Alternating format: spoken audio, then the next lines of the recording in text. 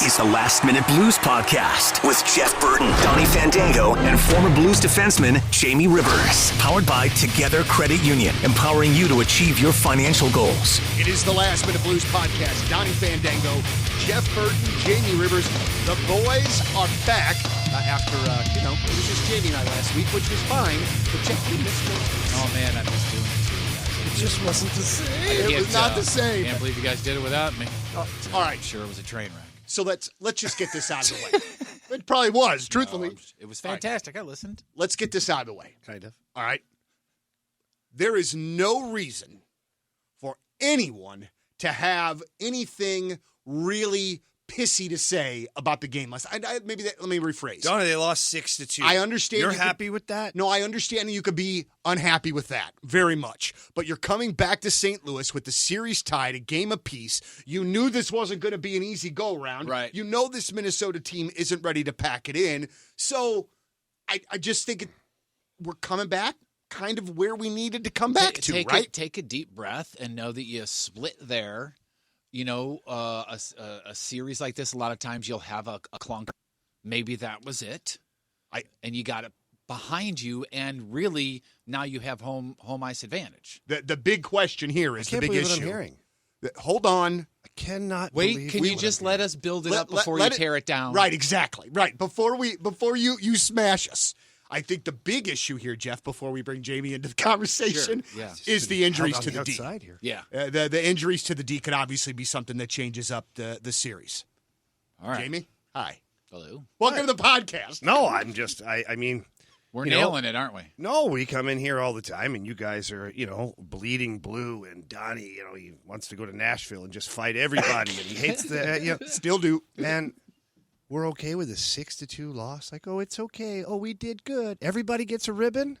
No. What the heck? No. That's not it. Nobody said anything about ribbons. No, but you know what? I got something to say about this. Get him. So, because if I would have came in here and went, oh my God, 6-2, what are we going to do? This is awful. Sky is falling. You would have done the same thing in reverse to me right then and there. I know so your I game don't know now. that I would have win. at least appreciated the passion. But, dude, but listen. Dude, the first period sucked. It was horrible. It was brutal. But outside of that first period, I don't feel like the difference in the score was really 6-2. The thing that I hated about last night is that, I get up super early, and it was an 8:30 game, so I said, all right, first period, give me a reason to stay up for the second period. And they did not. They did not. No.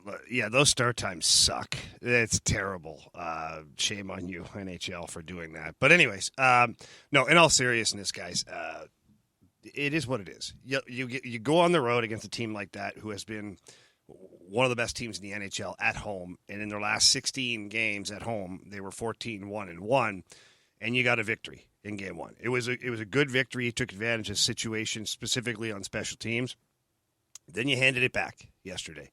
I felt like the first period they were dragging a Buick out there. They just did not have the speed. They weren't on their toes. Minnesota was playing better hockey. But then halfway through the second period, I felt it change. And although the score is not a clear indication of, how the game necessarily went, because you look at 6-2, to your point, Jeff, if you just woke up this morning and you're like, I went to bed last night, it was, 1-0 or 2-1, or I got 6-2. What the heck happened? The score isn't necessarily a direct representation of how it went. I thought the Blues played a very solid second half to that game, and with any luck at all, could have squeaked out a victory. Problem is they spent way too much time in the box, way too much time on the penalty kill, and Minnesota figured out a few things, and you just can't do it. You can't do that. Yeah, and that's one of the things that I wanted to talk about was your post-game tweets, and that's one of the things that you put there, which is discipline, stay out of the box. And before we start talking about that, apparently there was the officiating was a bit of a topic today. Listen, can I just throw something in here real quick for Jamie? Yeah. I don't want to be mad about anything, but I don't understand why it's the playoffs and we're calling a penalty every 15 friggin' seconds. Yeah. Now, I'm not saying that some of those aren't penalties. I understand that. But, Jamie, I feel like in these first two games, for both teams, the refs have made a lot of calls that did not, I shouldn't say a lot, but calls that didn't necessarily need to be made. There's some that are irrelevant, and that's the ones that I don't like, is where there's not even a play there at all. It's not a goal-scoring opportunity, and maybe there's a little hold of a stick, or maybe there's an extra little grab of a hand, and let that go. Let that go. Yeah. If someone's getting run from behind into the boards or gets slashed across the face or something like that, you call it. If they have a breakaway or a goal-scoring opportunity, you trip them or you hook them, you have to call that.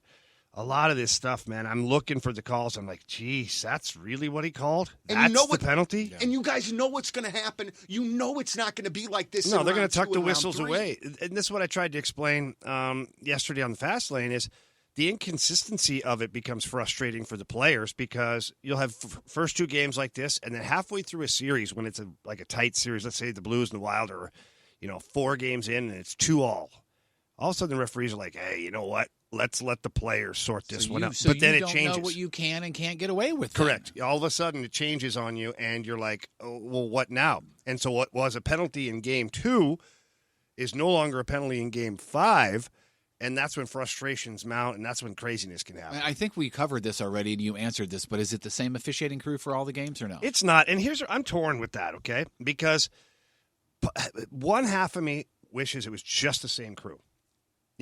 They know everything that's been going on throughout the whole series. It's like they've got the whole book in front of them. But then part of me goes, that could be bad too. Because let's say a guy like David Perron, who can be annoying out there sometimes, even for the officials. What if that crew just gets sick of David Perron by Game 3, and then by Game 5 and 6, they're calling everything on him, and they're like looking for reasons to crap on David Perron. Right. So then I flip to the other side where I'm like, okay, a fresh crew every night. But then the fresh crew every night, it's almost like trying to catch up on the book, but you're 6 chapters in. And you're trying to speed read through it and figure out what the heck is going on here. Because they do have notes on the games. I know the referees that watch some of the games, and they look at the score sheet. But it's just, I don't know. It's one half dozen of the other for me, either sticking with the same crew or a fresh set of eyeballs every game. Either way, right now, I don't feel that it's working early. I mean, all the games are being called kind of all over the place. Do you guys agree that this is the hardest professional sport to officiate or not? Oh, boy. I feel like they're all really gosh dang difficult, but this is moving so quickly. Yeah, to me, it just seems it's more difficult because of the speed. The speed and the lack of referees, right? So like you look at the NFL, I think the NFL is really difficult because you got the line of scrimmage and guys are grabbing and punching and kicking and doing all sorts of things.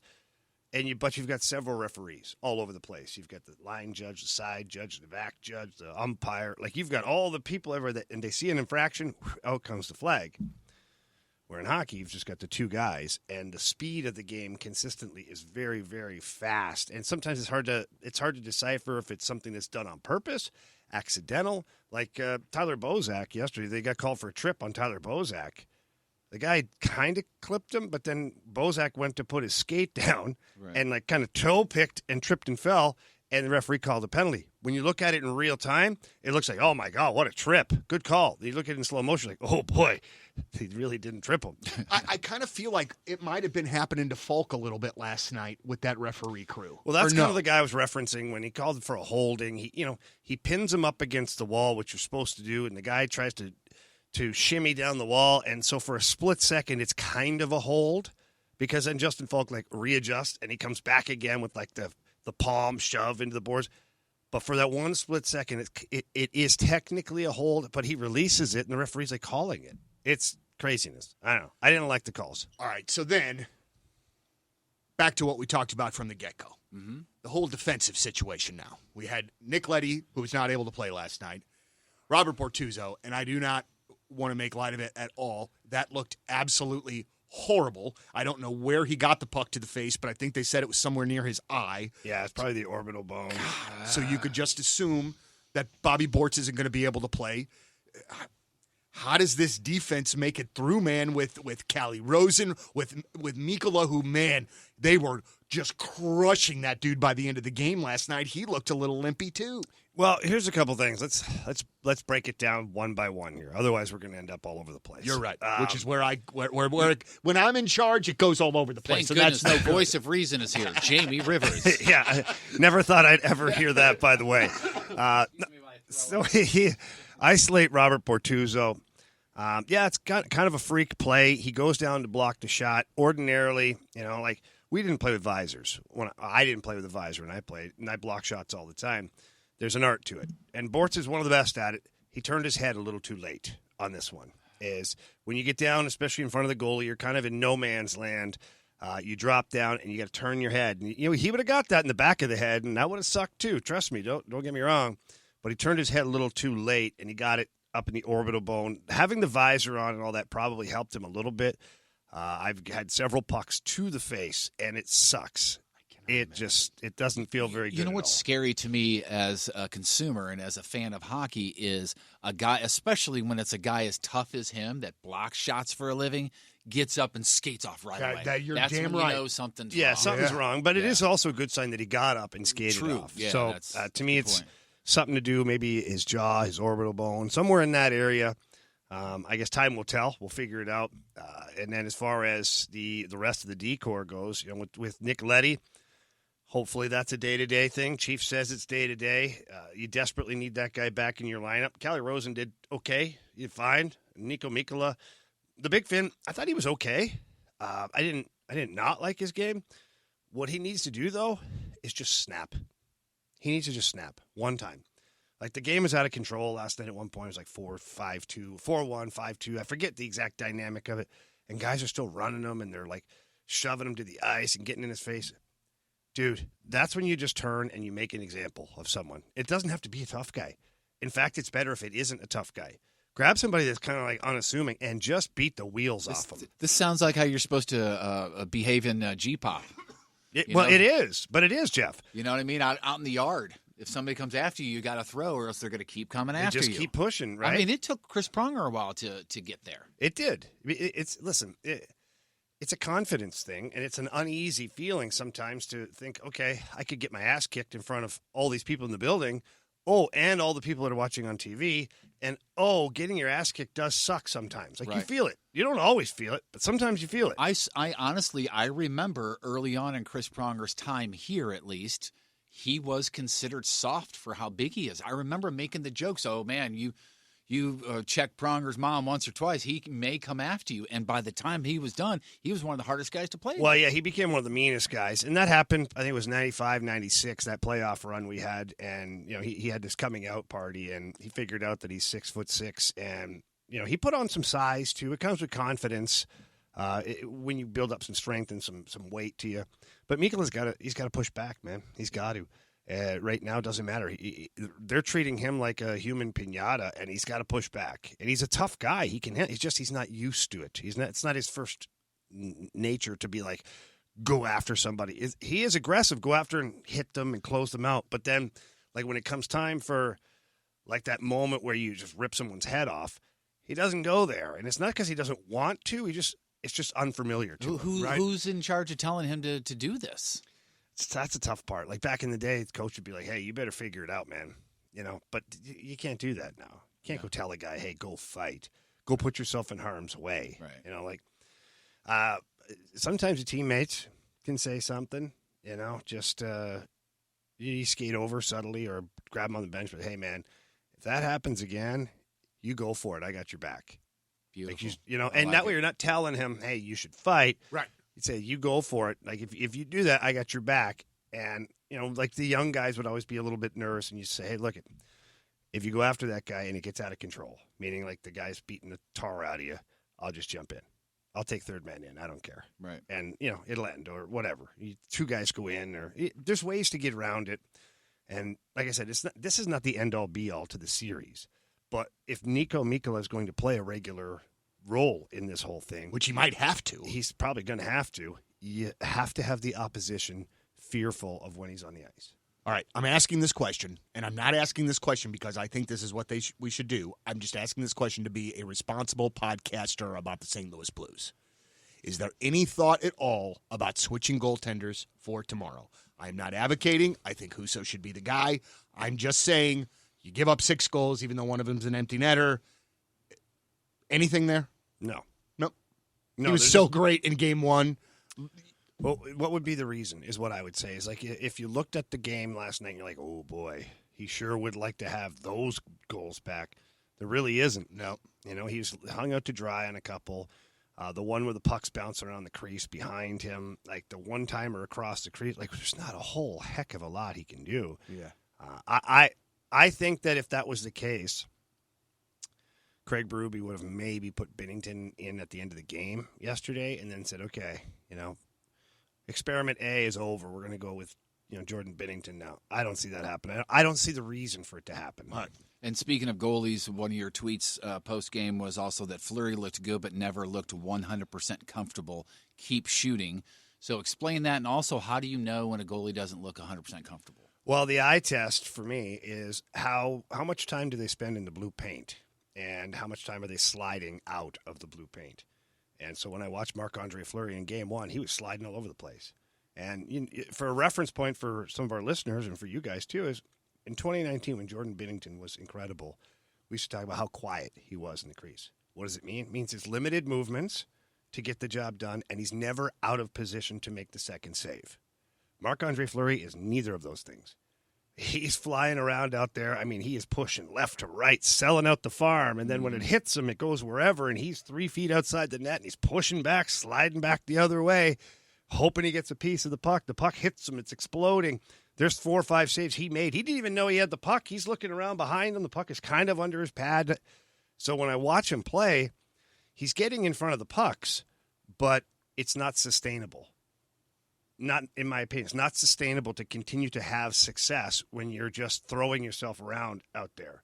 So, in my opinion, the Blues continue to get pucks to the net, more bodies to the net, because the pucks are going to be laying there. You're going to get your opportunities. So, although he won the game, although he made some saves, it did not look like he was comfortable at all in that game. Well, I mean, it didn't look like the reason that they won wasn't because of Marc-Andre Fleury. No, the shots on goal will tell that story. So, like, if you picked up the stats today, didn't see the game, picked up the stats, and you saw the 30-some shots and the fact that Marc-Andre Fleury only gave up 2 goals, like, oh, boy, the flower's back. So that's what the stats say. But when you watch it and you look at it, like, nothing looked routine for him. Like, you got to look into Juan Yepez's first 2 hits. They were doubles, but they weren't laser beams. Jeff, see what I'm saying? Right? Yeah. So, if, man, I don't know if they practice today or if they meet up today. What's the message when the guys see each other? I would assume that it's calm, cool, collected city. We just need to go back to work tomorrow night. It is for the most part. I think that it's human nature right now inside that locker room that they're wondering about the D situation. Mm-hmm. Who's playing D? I mean, you have to be wondering about that if Bortuzzo's out long term, if Nick Leddy's out long term, if Marco Scandella is still day to day. And Steven, the great Santini, if he's going to play, things change, man. They change. The good news is you're back on home ice for the next 2 games. So it gives you last change for the matchups. So you'll get a bit of an advantage there. And hopefully by doing that, you can limit some of the damage of the matchups. But then by the end of this 2 games, maybe you get some healthy bodies back too. Do you still have a text on Bryce Salvador by chance? Just throw him in the press box just in case. Yeah. No, man, we don't want to throw him in the press box. Let's get him in there. Okay. Let's get him suited up. Let's go. Don't text any of the old guys. I tell you, we'd all jump at the opportunity. Absolutely. Yeah, We'd all yeah. say yes. Yeah. I'll be there in a half hour. Got my gear in the car. So one of the things I think that was incredibly impressive to me over the course of these first couple of games, and I know that this is like a duh thing for hockey fans all over, but a couple of those youngsters on that Minnesota Wild team are absolutely tremendously fantastic to watch. That Fiala kid is unbelievable. He's a puke, though. I'm getting tired of him. Yeah, no. You said that before. Yeah, I remember he's that. every scrum. He's acting like he's Timmy Tough guy, and I don't know if he's ever done anything aggressive, let alone fight. But now because the referee's involved, every scrum he's acting like he's in guys' faces. Yesterday when it got out of hand, I was like, somebody just grab him, please, just grab him. Grab him and ragdoll him, please. Well, but I mean, do you think that? I mean, is that something that maybe he gets on Braden Shinn's bad list or something? And I'm not even going to talk about how much I love Braden Shinn. No, and please how much do. that dude last night, man. First of all, I bet you right now that dude is playing with like a broken leg, 2 broken ribs, and he's still going out there and playing at 110%. You couldn't stand up right now if the building was on fire, could you? No, dude, if I would run out of that, I couldn't run out of the building. There's no way. There's Big no way. fan. Big But I mean, at this point, though, the Blues have to be really careful, I guess, about that sort of thing. You can't single anybody out. You still have to really play smart. The way they're calling all these penalties, man, I mean, you can't really I get it. You can't do the dumb stuff, but there is lots you can do during the play within the rules. You can make sure, like Braden Shen, you talk about your buddy Shenner, he had an unbelievable hit on Fiala behind the net. That was all within the rules of the game. It was during the play. It was exactly what you'd like it to be. Sent a message. Fiala's going to keep his head up. Next time he comes ripping around the net, he's going to go, okay, where the heck is that Shen guy? Right. That's kind of what I'm talking about. And then when the game gets out of control, when it does get to 5-2 or whatever, and Fiala's still out there trying to toe drag guys, I don't see that as a bad time to, I don't know, send a message. Sure. Talk about Jordan Kyrou's game last night. I liked it. Yeah. I did. It feels like it was the first time in a minute that, like, we were hearing his name said a lot, him being active in the plays, him making plays on his own. One of the things that I watch for is, I think you mentioned it either here or on the fast lane, is that he needs to get the puck and go. Yeah, he's got to get the feet moving. Yeah. His biggest problem that he fell into, or the trap that he fell into, is he'd get the puck and stop skating and be looking to like make a play because he's a super skilled guy. Now he wants to pass the puck and do the thing. No. Get it and go. You are a super skilled guy. Absolutely. But your number one skill, your number one superpower is your speed. Go. 2 hard strides. Like coaching growing up, my dad growing up used to say that all the time. I was a defenseman. He'd go, you pass the puck D to D, take 2 hard strides up the ice. Always make it seem like you're going to go for it. And, they'll either back off or whatever. And somebody has to come and get you. And if they don't, then you skate with it. So Jordan Kyrou's same theory is get the puck, even if it's in his own zone, he pulls it out of a pile, 2 or 3 hard strides up the ice. Because if nobody comes to him, he's gone. And if they do come to him, now he can make a play. But for me, I liked his involvement in the game. You did hear his name a lot more. He was digging along the wall. He was in the trenches. He get a couple of good shots on net. He obviously scores a goal last night. So that was nice to see that kind of a game. Because it had been a while since we had a game where, man, Kyrou looked good. That's really true. Yeah. So, when it comes to a guy like Jordan Kyrou that's really seemingly had 2 different seasons in one season, that's just this is dumb. I know that this is dumb because I know the answer to this, but that's just a product of him being young and being immature and still learning the game, right? Donny, it's not just about being young. So don't be hard on yourself, seriously, because there's guys that play their whole career like that and never figure it out. Yeah. So it sometimes has nothing to do with youth. Sometimes it's just self-awareness, coaching, and sometimes it's hockey IQ, recognizing that, hey, I'm not doing what I should be doing. Play with so many guys that were that guy for their entire career where they were like, oh, man, look at this guy. Man, I called them poison, those guys, because they would give you a glimpse of what they could be, and, man, did you like it. Man, did you like it. You wanted more of it. And then it would go away for 5 or 6 games. That's a drug that we used to call Ty Ratty. Okay, you're not far off on that one. And then all of a sudden, that great game again. Oh, my God, there it is. Just when we were ready to give up on this guy. Oh, this is why we don't. And they would disappear. And I'm like, these guys made a career out of it. They play 5, 6, 7 years of being poisonous because they play one good game out of every 6 or 7. And, it doesn't matter how old they are. So Jordan Kyrou has had a fantastic season. A little bit of a dip in the road in the last quarter of the season. But that I will attribute to youth. But it's nice to see him now getting his legs back under him and having a good game in game 2. Hopefully that carries forward. And speaking of a dip, and tell me if I'm wrong here because I didn't get to watch the whole game, the Buchnevich, that line seems to have cooled off. A little bit. And were they just due to cool off? I mean, Tarasenko still had I think he had a goal and an assist at the end of the game. Okay. Thomas had an assist. Forget what Buch ended up with. They did some damage, but the problem is that they were matched up against the Minnesota checking line. In the Minnesota checking line, the one guy had 3 or 4 points. Oh, wow. Okay. Well, Foligno had a goal. Eriksson Ek had 2 goals. He almost had 3. He did get the hat trick, didn't he? No, I think he did get the hat trick. No. He didn't. It was offside. Oh, that's right. They threw the hats for no reason. They threw the hats. Oh, yeah, dude. Yeah. The ice was Great. flooded with hats. And then I hope they're that happens in Nashville, too. Oh, God, yeah. absolutely. And they took it back. Cowboy And then Somebody poops in Kaprizov, the hat. he went and scored his hat trick. So I couldn't believe anybody had Christian hats left attitude. after that. That is actually I called impressive. it out last night on the Bally's broadcast. Kaprizov scores his hat trick, and all of a sudden there's more hats. I go, look at that. I go, obviously there's a few that weren't totally committed to the first hat trick. Yeah. What the heck is wrong with you Everybody people? ran to the gift shop real quick. So I want to talk about this real briefly before we get done. Tomorrow night, 8:30 start time for the Blues and Minnesota, game number 3. And joining Alex Ferrario for the pregame, Jeff Burton, Donny Fandango. Oh, my God. Yeah. You guys will be down at Enterprise? Yeah. You know what's hilarious, or what's great, is the Fast Lane will be broadcasting right before you guys at Enterprise Center from 2 to 6. I will be handing off my headset Same to you studio guys. and everything? Yes. So Well, how cool is that? We'll be literally like handing off the baton to you guys. Well, if we get there a couple minutes early, can we say, hey? I would expect that you would. I like it. Yeah, me too. And this is last night, so I was folding laundry, and I was thinking about this tomorrow night, and I'm saying in my head, all right, Donnie, when you get up there into that press box, it is professional time. Oh, yeah. It is professional time. Are you staying for the game? Yeah, absolutely. Are you so. doing like intermissions too and Yes, stuff? Yeah. yes. Okay, so now you got to be professional. Yes. Okay. I've done it before. Big question again. What are you wearing? Well, I actually got a new pair of pants. Okay, I but got what a do they new look pair of- like though? Because Well, I no, could like- buy a new pair of pants from. It I doesn't got mean it. they're nice. I need to specify for the Yeah. smart Are asses they in the room. slacks? I understand. Well, what if they were slacks? What if they were Yes. sweatpants? That's okay. Okay, Jamie, you're right, but what are the chances that I'm going to wear sweatpants in the effing press box when I go to the Blues Well, game? You know what, Is it Donnie? effing press box? Obviously, there's I thought it enough was of a the Dan chance Kelly for the press reason that I'm asking you. Okay, what you're wearing?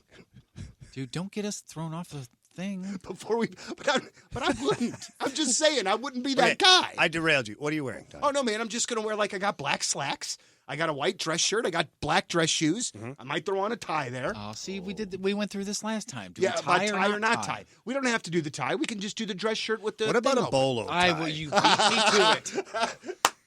Damn it. I don't Or have an one, ascot. but that would Or be a fantastic. call me? I'll go Dickie. I bet you will. Listen, Stop it. anybody that wears an ascot in that press box should get their ass kicked. Yeah. Like that is Ascot, that, ass kicked. That should I like just it. not be. I Something can't wait that's for Doug okay. Armstrong to walk in with an ascot tomorrow.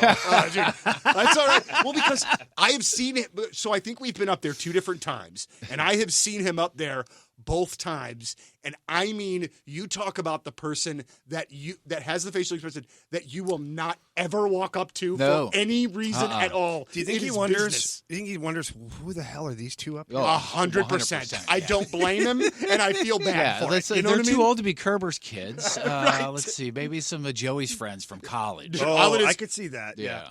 Dude, all it is in the studio booth there, out to the bathroom and get a soda, back in. I don't make eye contact Yeah. with anybody when I'm outside of the booth. Like, You know what they for real. like in the playoffs, especially for real? What they like is the other team along the wall over there. Like when you walk up before you get to the booths, you Yeah. have the whole wide open area. Well, that will all be designated for other teams like scouting staff, and then further down it'll be like the extra players for the visiting team. They really like when the media come out and they go down and ask for autographs from the Oh, yeah. They love, or they get an impromptu interview like in their Oh, game. absolutely. Excuse me, they Mr. love that. Pronger? Oh, my God. While we're in commercial, do you mind? But can you, okay, seriously, this is all a joke and it's fun. And I like to think about, oh, man, what a great opportunity to get an autograph, which I would never, ever do. But can you think about the people that have done that? Oh, that Donnie, have there's that a will reason go up why there we're told and not to will do think it. it's chuckle time, you know? Oh, yeah. Because when we were up there for the preseason, we saw Ryan O and Dave Perron and like all of these guys, and I was just like, man, this is awesome. But If we were at West County Mall right now, I'd still be getting your autograph. If we were at spinning wheels right now, I feel like that was a cheap shot. No. I feel like that was a cheap shot. I feel like it was a Why little are you so unnecessary. sensitive? I think we took a turn. Why am right I so there. sensitive? Yeah, seriously, Donnie. I am I'm just sensitive. kidding. Now, That's Jeff, we didn't find out who you'll be wearing for the game. Oh, yeah. I may be one of my favorite lines, George. Maybe you guys have heard of the yes, George line. George. Yeah, it's big at Walmart. Funny story about that. Continue. I have a story about that. Yeah, Continue. that's all further I've got. Okay. So I was doing a hockey clinic out of town one time, and Fox Sports Midwest at the time called me and said, I think Bernie maybe got sick or something happened. And I said, hey, we need you to jump on the broadcast. I'm like, well, I'm in, I forget where I was, Iowa somewhere. I'm like, all right, I'll get my car. But I was barely going to get to the broadcast. So I went to a Walmart in Iowa and bought myself a blazer, a shirt, and a tie.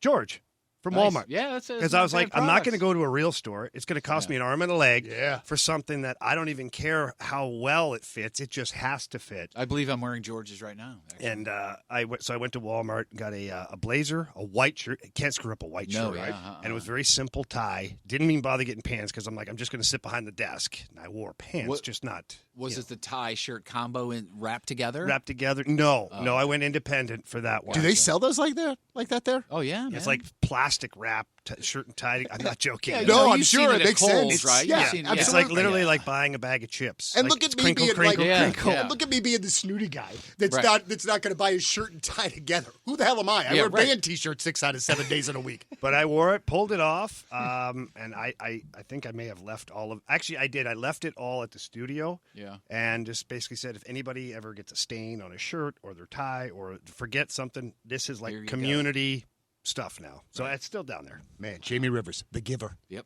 Ladies and Darn right gentlemen, I am. Do we deserve him? I don't think so. ladies and gentlemen, the Last Minute Blues podcast. Donny Fandango, Jeff Burton, Jamie Rivers. As always, thank you very much for listening. Game 3 tomorrow night. As always, let's go Blues. The Last Minute Blues Podcast. Hear more at 1057thepoint.com. Powered by Together Credit Union, empowering you to achieve your financial goals.